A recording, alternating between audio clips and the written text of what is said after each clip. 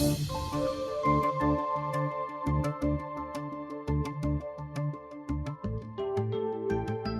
being in South Africa is a long, long way away from California, where Joel Pollak lives, and we really appreciate the fact that he gets, disturbs his sleep pattern to converse with us. But I guess, Joel, sorry, I missed that. I'm always up at this time. It's not a new sleep pattern. I thought I was pretty good at being a member of the 5 a.m. club, but you're even earlier than that. But what a week! Well, that's sleeping in. What a week we've had here in South Africa. There's all kinds of views on what happened behind closed doors in the White House a week ago, last Wednesday. You've got fabulous connections and contacts and insights within the administration. Can you give us a insider's understanding from the American perspective of actually what happened behind closed doors, so that we can get a little closer to the reality? Well, all I can tell you about that is that the White House was very satisfied with how the meeting went. So they feel that the public portion of the meeting was a success. It achieved what they wanted to achieve. And I think the private portion of the meeting was not particularly important. In fact, I don't think even President Cyril Ramaphosa thought it was important. When he was asked at a press conference what was discussed, he said that the meeting primarily revolved around golf. I don't think that much of substance was discussed in the luncheon and behind closed doors. And I think that's for two reasons. One, the real point from the American side had been the public meeting because of the way South Africa had responded to the Trump administration over the last several months. I think the Trump administration wanted to take the South Africans down a peg or two because the South Africans came into the meeting publicly declaring that they were going to correct the president's misinformation. And that is not a good way to start a negotiation. You don't come to the White House to lecture the president of the United States. It doesn't matter who the president is. So I think they feel that they won a round at South Africa's expense. And that was the point. The other reason is that I don't think the South African team came prepared. And there's been much discussion about whether the South African team was prepared for the quote unquote ambush that Trump set. Although I would argue the South Africans started this ambush business because they came to try to correct Trump, and Ramaphosa had several prominent white South Africans in his delegation. And I almost think that the question that was asked by a South African journalist about the claims of genocide was in fact a setup for Ramaphosa, because Ramaphosa didn't wait for Trump to answer. He jumped in and interrupted the president to prepare, to deliver his prepared answer. So it's not just that they didn't prepare for Trump's response. I don't think they prepared for any negotiation at all. I didn't see any proposals from the South African side. None were prepared or delivered. There were no priorities discussed, no issues on the table, no points to raise or things to offer or things to demand. I think the South African side came simply to have the photo opportunity with President Trump and to tell the South African media at home that they had corrected President Trump, that they had stood up for the country. I think from the South African side, that was the point of the visit. And that's why at the end, there was an attempt, and there still is an attempt, to declare the visit a success, even though Ramaphosa basically walked away empty-handed. I mean, there's nothing he took back with him from South Africa. No concessions on trade, no concessions on foreign policy, no resumption of aid, no end to the refugee policy for Afrikaners, nothing. The only thing he's now saying is that President Trump agreed to attend the G20 summit. That's not actually what happened.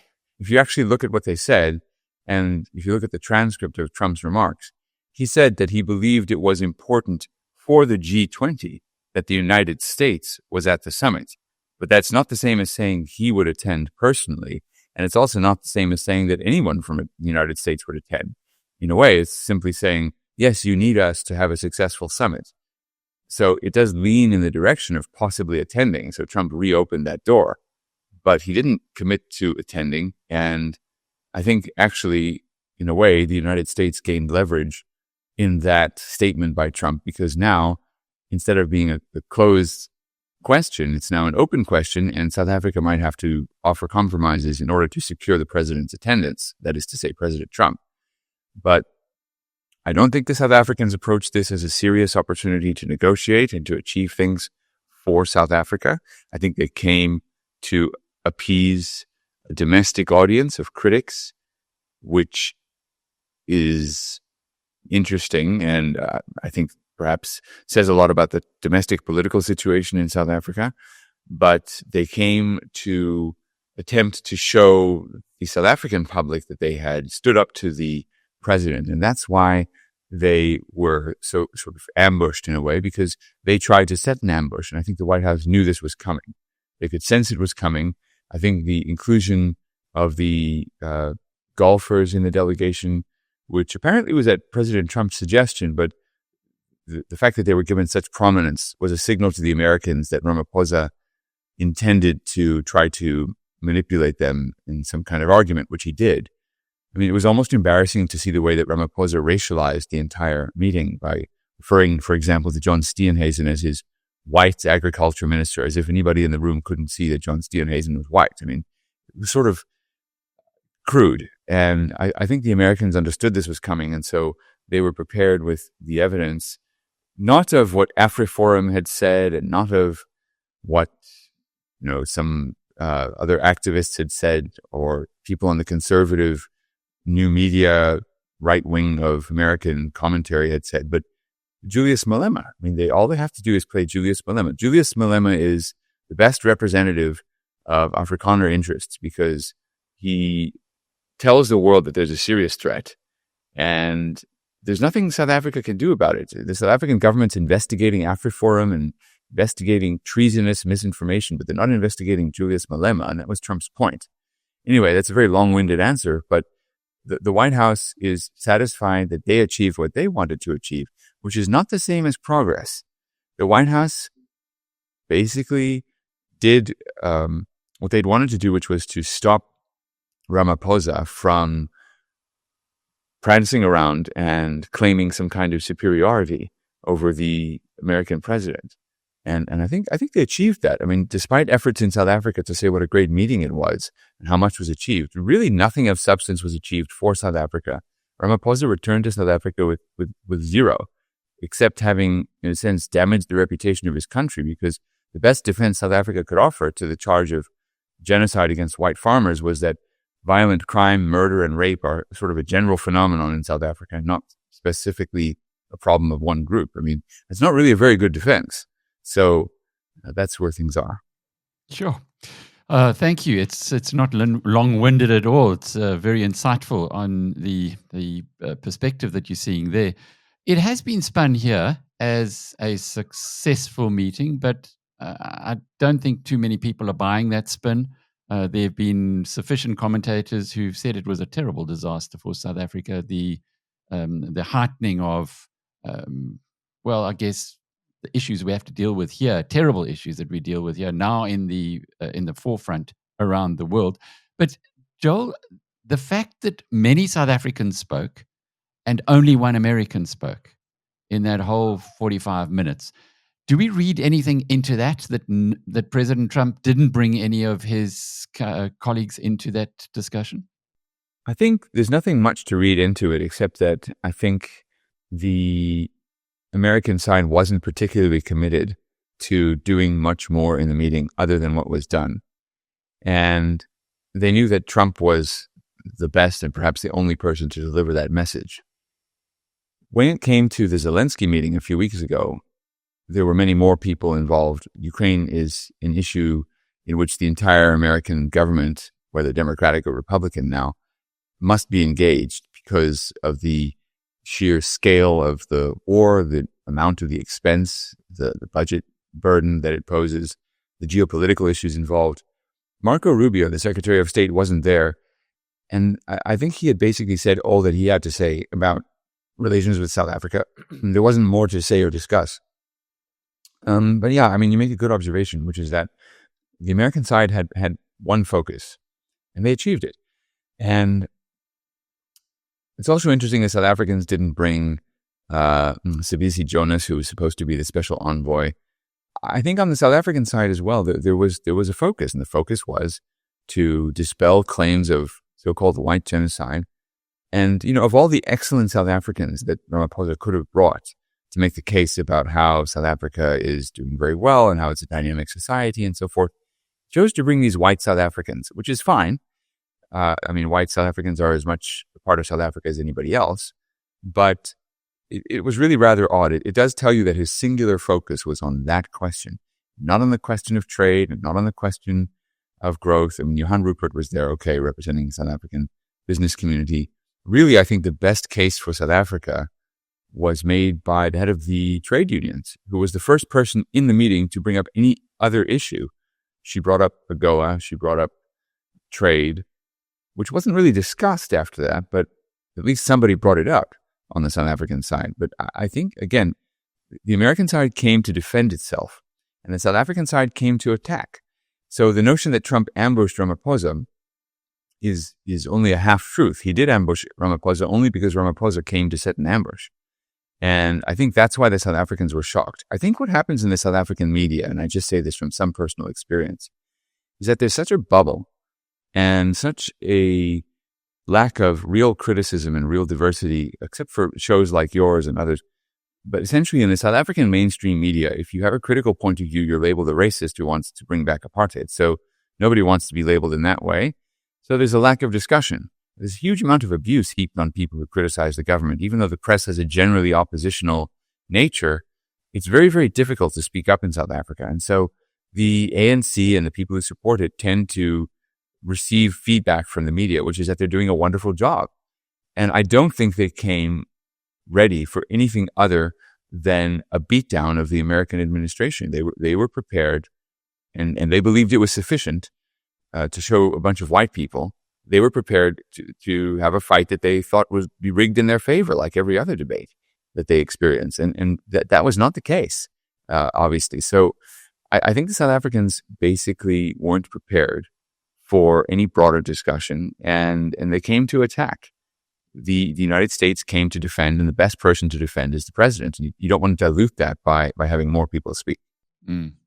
It's interesting. There was a lot of hope in this country amongst many commentators that President Trump would lay down the law and say these BEE policies are dreadful. What you're doing against Israel at the ICJ is unacceptable. The farm murders, which you're not taking seriously, need to be taken seriously. And nothing really seems to have been discussed on that front. Were our hopes too high? Those of us who are hoping that after 17 years of declining GDP per capita, we might finally get some kind of sobriety in the union buildings and addressing economic issues, or would that come at a later stage? My conclusion after watching the meeting was that the solutions for South Africa and for relations with the United States are going to have to come from outside of the government, both governments. And the reason I came to that conclusion was I don't think the South African side is prepared to compromise in any way. For whatever reason, Cyril Ramaphosa finds it impossible even to offer small concessions. The idea that the South African side brought up Starlink, for example, to appease Elon Musk and somehow build relations. It's a nice idea, but I don't think that's what actually happened. The South African delegation says Starlink never even came up in discussion, and I believe them. Solly Malatsi, who's the communications minister on the South African side, issued this new policy, but it's only a draft policy. It has yet to be approved. I don't know if it even will be approved because the opponents of his new policy of relaxing BEE requirements with these BEE equivalent, it seems to be very unpopular within the ANC's rank and file and among other parties outside of the Democratic Alliance, which sees it correctly, I think, as a step in the right direction. But I think there isn't consensus yet on that shift. And I don't think it's enough. I mean, I think it's a good step, but I don't think it's one that the Americans particularly thought was interesting or something that they demanded. I don't think it really amounted to much. And it wasn't offered to Trump in advance either. I mean, there were discussions about it in advance, but it wasn't something that South Africa said during the meeting. It wasn't something they wanted to say publicly or offer publicly. There just wasn't any kind of willingness to compromise. Ramaphosa may simply be a weak president. That is to say, he may be unable to offer compromise because he is afraid of opposition from within. And so he has to present the appearance of control by sticking to a fairly hard line and by constantly citing national sovereignty. You know, he came back from that meeting and then he actually defended Julius Malema's statements as a liberation chant, and he deferred to the courts and so forth. So he managed to do to himself what even Trump hadn't done, which is he made himself equivalent to Julius Malema, at least in the public eye, because now Ramaphosa is on the hook for those statements, having defended them rather than condemning them as he suggested he might do when he was in the Oval Office. In a very general sense, he said, well, you know, we condemn all such statements because of the Freedom Charter. That's not really a condemnation of kill the Boer or whatever.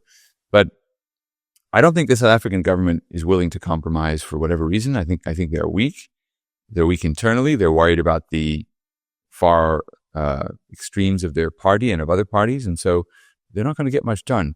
On the American side, I think there's a willingness to find solutions, but at the moment, there's no interest. And again, the White House seems very satisfied with the way things went, and they're not in any particular hurry to make any other changes, to offer any other compromises, to reach any other deals, because there's no willingness on the South African side. And it's actually better for the United States at this point for South Africa to be yet another cautionary tale. The United States has no choice but to be involved in Ukraine and Russia, but in some ways, Zelensky was also a cautionary tale. One, I think that Ramaphosa heeded by not attacking Trump directly, but I think the question was planted, perhaps, in the press corps so that he would be responding to media questions when he criticized President Trump and not responding directly to the president. But he learned that much, but he didn't really learn that you have to offer compromises. If you want to see a counterexample, look at the UK trade deal that's on the table now between the United States and Keir Starmer's government. The Starmer's government didn't actually offer very much, but the point is they offered something and they offered it publicly. And it was met with this welcome embrace by the American administration. And it's now being used as an example for other countries to follow. So now Trump is looking for trade deals with other countries who will do similar things, offer similar compromises. It wasn't really much to offer what Starmer offered, what the UK offered. Ramaphosa is somehow unable to make the same move. So the Americans aren't interested in moving forward right now because they are using South Africa as an example of why not to oppose the Trump administration. South Africa is basically in a very bad position. It's placed itself in a bad position. And those of us who'd like to see some progress in the relationship are coming to the conclusion that if that happens, it's going to happen from private individuals. It's going to happen from outside of the government, from people building connections with the United States and South Africa, between the United States and South Africa, and then essentially making those connections publicly known or making public proposals to repair the relationship that one hopes would develop enough momentum to the point where the governments have to respond favorably. In a way, the Starlink proposal is something like that. I think people were talking about it enough in the business community that at least a portion of the South African government felt it had an opportunity to move the ball forward. But I think that there are going to have to be more intense and more public discussions between business communities on both sides about what needs to happen in the relationship between South Africa and the United States for the governments to take a more sincere and intense interest in fixing that relationship. And really, more specifically, it has to be something that's going to prompt the South African government to offer compromises, because I don't think you're going to be able to move the White House off of where it is. You know, you mentioned that the White House wasn't interested in the other issues, didn't discuss the ICJ case. Trump simply said, well, he didn't expect anything and he'd let the case run its course and so forth. I think there were other issues. I mean, we had a reporter in the Oval Office who asked, what compromises do you want to see South Africa make? And the president used that question to deliver a very long-winded answer against the South African government's policies, but didn't specify any particular compromises. I think the singular focus of the White House was on defending itself against Ramaphosa's argument that the White House was essentially being misinformed by Afrikaners, which, he didn't spell out specifically, but that's the implication. And I think the White House took great umbrage at that. And I think that's why they were focused on that one issue. So if you really want to make progress on trade and you want to make progress on foreign relations and so forth, you have to offer more. South Africa began the meeting well. I actually thought Ramaphosa began well by praising Trump's efforts to negotiate peace and talking about how Zelensky had come to South Africa and so forth. But what did South Africa offer? Did South Africa offer to host the Israelis and the Palestinian Authority I don't know if either side would accept the invitation, but did South Africa offer something like that? Did South Africa offer to join international pressure on Iran on stopping it from achieving a nuclear weapon? What did he actually offer? He offered nothing. So there's going to have to be a concerted effort by people in the private sector, I think, on both sides, to say what actually are the steps that South Africa must take to bring the American administration around once again to developing a stronger relationship that can then lead to economic growth and flourishing in South Africa and to better trade relations between the two countries. Sure, that's quite a lot to digest, Joel, but I guess if I were to summarize, it was an opportunity lost. There certainly has been some pretty negative information that was disclosed there to the rest of the world, when you've got your own people saying we're a terribly violent society where people get raped and murdered. It isn't a good message to be sending out. But if I hear you correctly, South Africa is not that important to the United States. And as a result, come the deadline for tariffs, we might be stuck with the 30% that has been proposed. Is that a correct reading? I think so. I think it's more important to the Trump administration right now to have achieved a public victory over a South African government that was intransigent, and thereby to set an example to other countries not to follow South Africa's lead, than it is to have repaired the relationship with South Africa. So I think South Africa is actually in a very bad place after that visit and needs to find an answer quickly. If it wants to avoid the tariffs, if it wants to repair relations, perhaps even make a pitch for restoring some of the aid that was lost, I think South Africa needs to offer some compromises and quickly. That would be my approach. The White House hasn't said that. I think the White House is quite satisfied with how things turned out.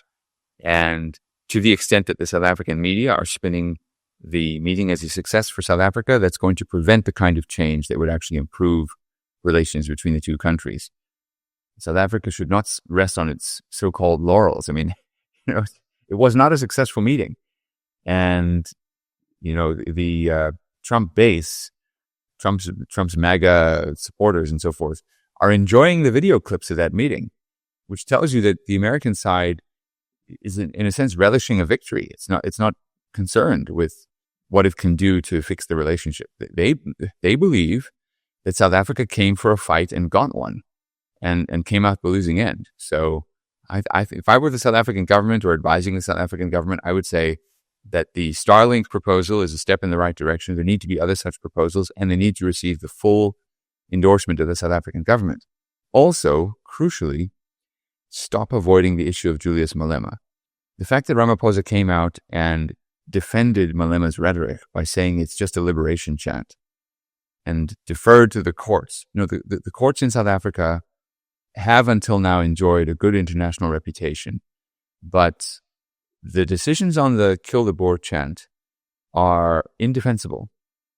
And now attention is being drawn to the fact that Julius Malema actually sits on the Judicial Services Commission.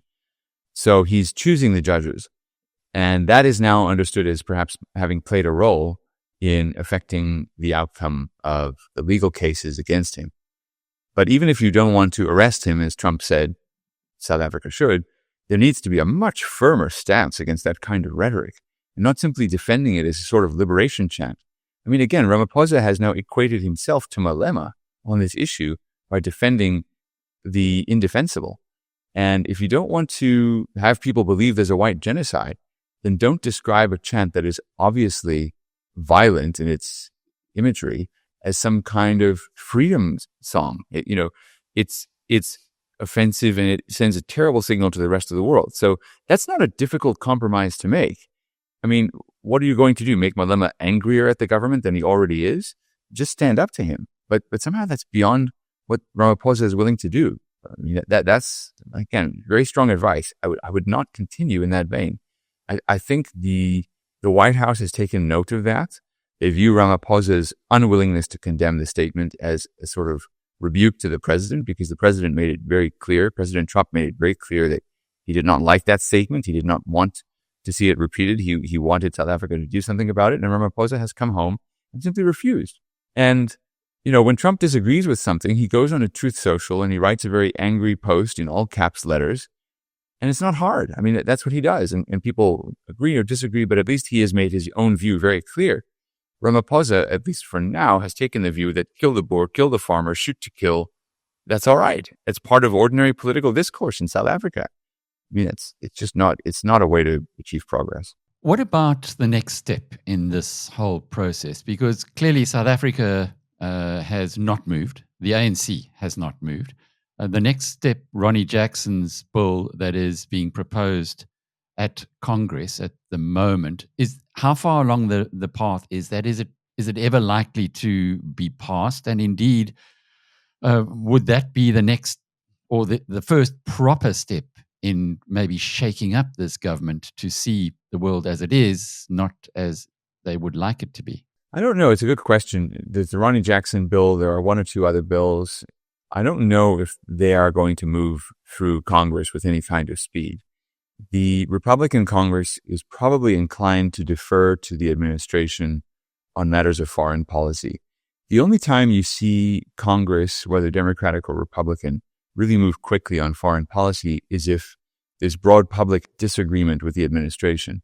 So, for example, during the first Trump administration, Congress moved very quickly to pass resolutions against the sale of weapons to Saudi Arabia because the Democrats and enough Republicans, but mainly it was the Democrats, believed suddenly, after years of tolerating Saudi human rights abuses, that the Saudis had to pay for the murder of Jamal Khashoggi, and so they moved these bills through Congress with great speed, and they were passed. They didn't really have any effect on American foreign policy in the end because the president has broad foreign policy powers.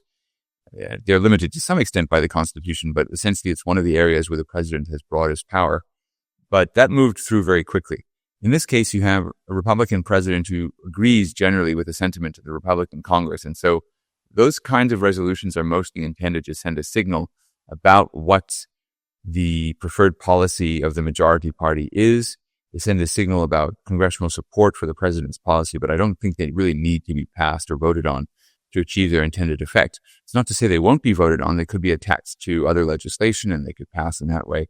But I don't see that happening before the White House acts. I think the likeliest next step on the American side, especially as you see Ramaphosa is effectively endorsing Malema, is you're going to see some harsher responses to South African policies and South African rhetoric. And I don't think the South Africans are going to like it. And I think the talk of South Africa having won a round or having had a successful meeting, I think it's going to end fairly quickly. I saw Adrian Basson of News 24 talking about how because Trump didn't comment on the ICJ case, that meant the U.S. was finally taking seriously the idea that Israel is committing genocide in Gaza.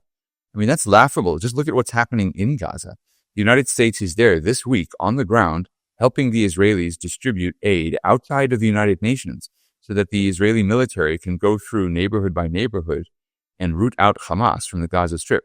The United States is in Gaza, not directly in a military sense, but American contractors are in Gaza with the blessing of the administration, which wants everyone to know that they're there, and they are helping circumvent the United Nations aid distribution mechanism so that an Israeli military operation can succeed, a military operation that South Africa is trying to stop by calling it genocide.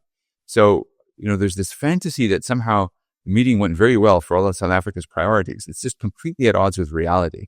And I think the likely next step from the American side is unfortunately going to be harsh for South Africa.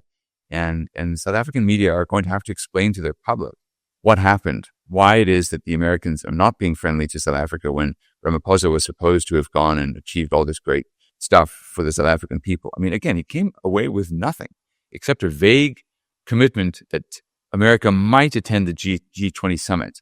It was not a public commitment to do so by the president, and certainly there was not a personal commitment to do so. And I've actually asked the White House to clarify, and they have not wanted to clarify. I think they prefer the ambiguity because it gives them leverage. So I think that's where things are. So, if there's any gain that South Africa made, it was perhaps that. But I actually view that as a gain for the United States because the ambiguity means that South Africa will have to offer compromises in order to entice Trump to attend. So it wouldn't surprise you. We have one of our contributors, John Mattison, who got to speak for the first time with someone who was in the room behind to Steenhuisen, John Steenhuisen, who told him there was no animosity, there was no antagonism in the meetings. He said the discussions were to do with tariffs and to reducing the tariffs. It sounds really strange, but reducing the tariffs on U.S. vehicles being brought into South Africa. In other words, it seems very marginal. And from what Steenhuisen is now telling us happened behind closed doors, it appears to confirm everything that you've explained, that really they've achieved what they wanted to. Now it's just muddling on. And the South Africans should not regard anything having changed, that in fact they will probably be setting out some pretty hectic tariffs come, 60 days' time. Yeah, I'll make two observations about that. Sometimes, it was told to me once that if you don't have a friendship with some arguments, then it's not a real friendship. So the fact that it was pleasant and nice and cordial behind closed doors tells me that it wasn't serious. When President Trump has spoken to Israeli Prime Minister Benjamin Netanyahu in the last few days, and really those two are quite close and the two countries are very close, the reports are that they have had very direct arguments with one another about the future of American negotiations with Iran in the Middle East. The Israelis are very nervous that Trump's going to reach a deal that will cut them out and make it hard for them to respond militarily to what they see as a growing threat. So there are frank and difficult conversations. That's what happens in a friendship, in a very close relationship, where you have differences, you hash them out. When you're not hashing them out, when you're not having those hard conversations, you don't actually have a very close relationship. So I think to the extent the conversations were cordial, that's very nice, but it also means that nothing really is happening. A word about John Steenhuisen, again, who I have a great deal of respect for. I think he did the best job within the cabinet at the meeting when he pointed out to President Trump that the reason for the Democratic Alliance's participation in the government of national unity was precisely to keep Malema out of the government. That was an important point to make, and it was the most effective point the South African side made about the degree to which there have been efforts to marginalize Malema. I don't think it convinced anybody, and it certainly won't convince people once Ramaphosa comes back to home soil and is defending what Malema says, effectively. But one negative point I'd say about Steenhuisen's involvement was he allowed himself to be used as a kind of racial prop, and I thought it was ugly. I think it was actually offensive. If I were him, I would be offended. Not that it's necessary to take offense at small things. I don't think it was a small thing to be presented to the world as the white agriculture minister. I think that's not where South Africa wants to be. And it was clear in advance, again, because of the way Ramaphosa was speaking, because of the composition of the delegation, I think it was clear that that's how he was going to be used. And so he allowed himself to be used in that way. Now, he did speak up again, and I think he made the most effective point in South Africa's defense.